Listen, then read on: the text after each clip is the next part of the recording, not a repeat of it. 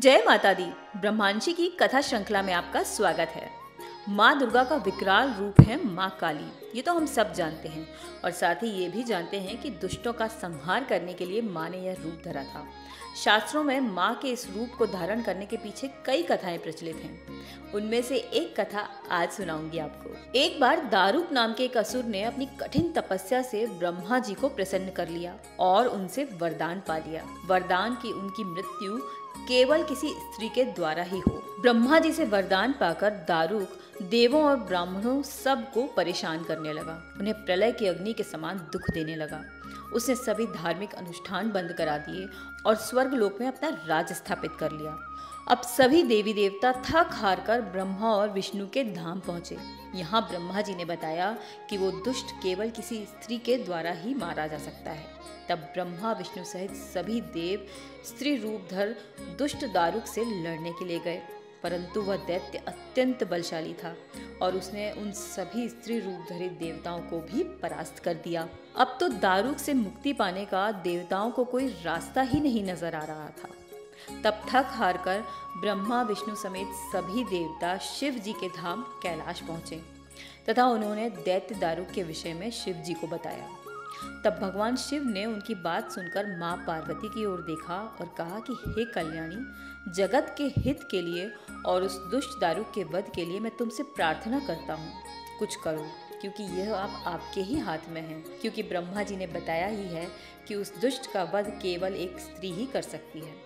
यह सुनकर माँ पार्वती मुस्कुराईं और अपने एक अंश को उन्होंने भगवान शिव में प्रवेश करा दिया, जिसे माँ भगवती की माया से इंद्र आदि देवता ब्रह्मा कोई भी नहीं देख पाए।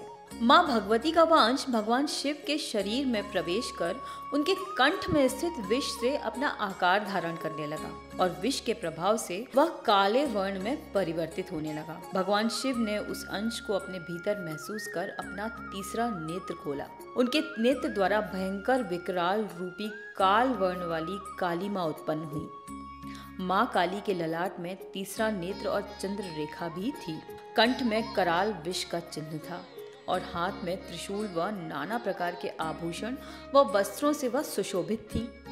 माँ काली के भयंकर व विशाल रूप को देखकर देवता व सिद्ध लोग भागने लगे।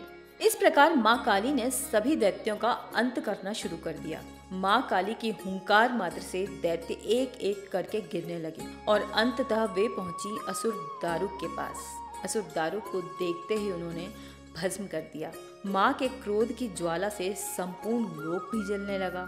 माँ पार्वती और शिव जी की शक्तियों से काली जी ने अपना रूप तो धर लिया था, सभी दैत्यों का भी अंत कर दिया था, पर माँ के क्रोध की ज्वाला से संपूर्ण लोक भी जलने लगा। उनके क्रोध से संसार को जलता देख भगवान शिव ने एक बालक का रूप धारण किया। उन्हें लगा अब बस एक यही तरीका है जिससे माता रानी को शांत किया जा सकता है। तो बालक का रूप धर के भगवान शिव शमशान घाट पहुंच गए और वहां लेटकर जोर जोर से रोने लगे। जब माँ काली ने शिव के उस बालक रूप को देखा तो वह उस पर मोहित हो गई और वात्सल्य के भाव से उन्होंने शिव जी को फौरन अपनी गोद में उठा लिया, अपने हृदय से लगा लिया और अपने स्तनों से उन्हें दूध पिलाने लगी। कहते हैं कि भगवान शिव ने दूध के साथ ही उनके क्रोध का भी पान कर लिया और उनके इस क्रोध से ही 8 मूर्तियां हुई जो कि क्षेत्रपाल कहलाई। शिव जी द्वारा माँ काली का क्रोध पी जाने के कारण वह मूर्छित हो गई। देवी जी को होश में लाने के लिए अब शिव जी ने तांडव किया और होश में आने पर माँ काली ने जब शिव जी को नृत्य करते हुए देखा तो साथ में वे भी नाचने लगी, जिस कारण उन्हें योगिनी भी कहा गया। तो ये थी माँ काली और उनकी उत्पत्ति की कई पौराणिक कथाओं में से एक कथा। आने वाले समय में आपको सुनाऊंगी माँ काली की और भी कथाएं। तो कैसी लगी बताइएगा जरूर।